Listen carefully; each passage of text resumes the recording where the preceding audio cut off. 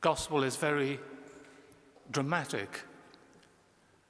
We can sense the desperation of this leper.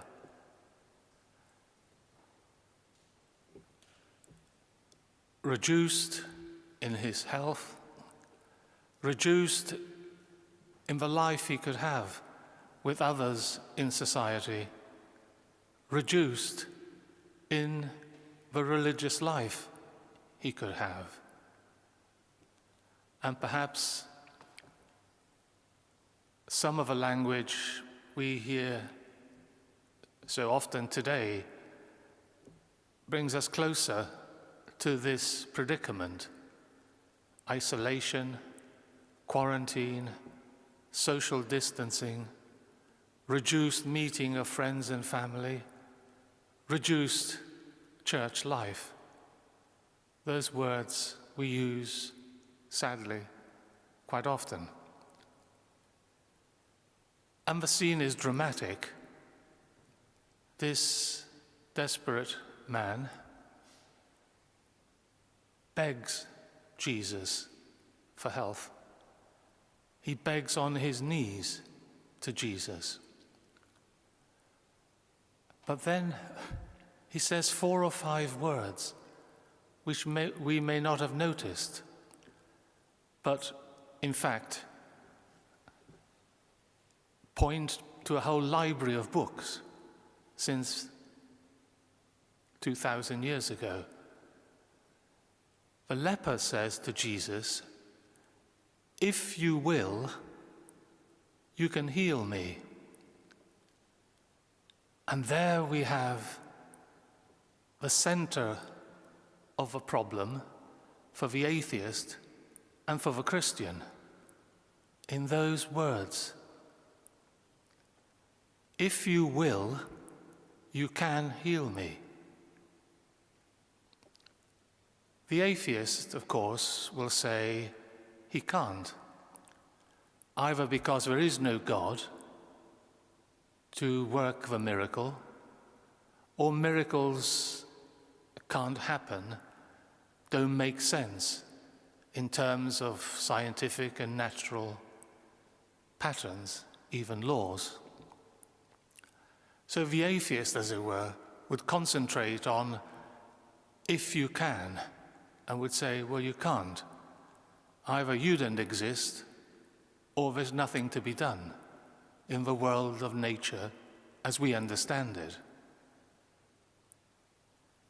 We hear so much today about nature, the natural world, being in touch with nature. But that's half a Christian story. You see, we Christians don't just deal with nature, we deal with creation, and that's not the same thing. Nature means what something is, how it works, how it behaves, what's predictable about it, and so on. That's a tree, a butterfly, a dog. That's their nature. But the Christian goes further. He says this nature is created by God. And so the discussion shifts. The atheist then, let's say the scientist, scientifically minded atheist, can only answer scientific questions. Science cannot answer non-scientific questions. It would stop being science if it could. So no atheist scientist would answer the question, can the God who created the world make it behave differently? I mean, how could the scientist answer that as an atheist? So the atheist then comes up to limits of his knowledge. Science only answers scientific questions.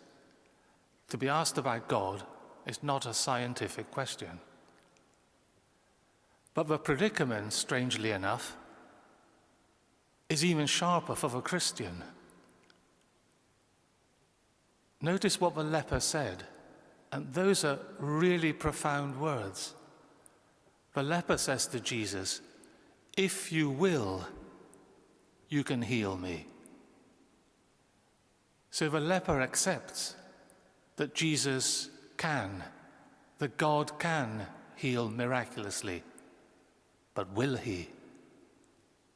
And that's the predicament of prayer, even in the pandemic, or especially so. If we Christians believe, as we do, that God can do everything, that God is love, then why won't he heal on a miraculous, huge scale? And you see the force of what the leper says. If you will, you can. So the Christian takes for granted that God can work miracles, and does. But the predicament is, well, why doesn't he, when beseeched, begged by people on their knees, crying? And that's where the Christian comes up to limits of knowledge. Limits of knowledge, just like the atheist has, but of a different sort.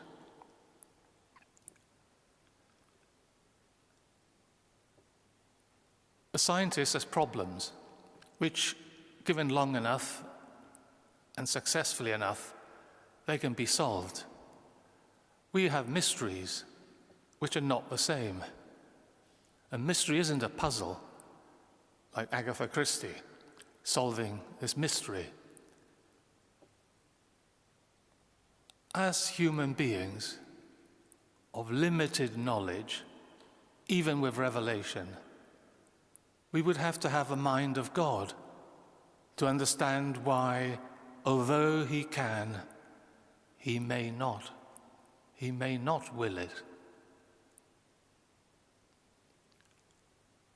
Devastating 4 or 5 words, really, and both sides of a predicament.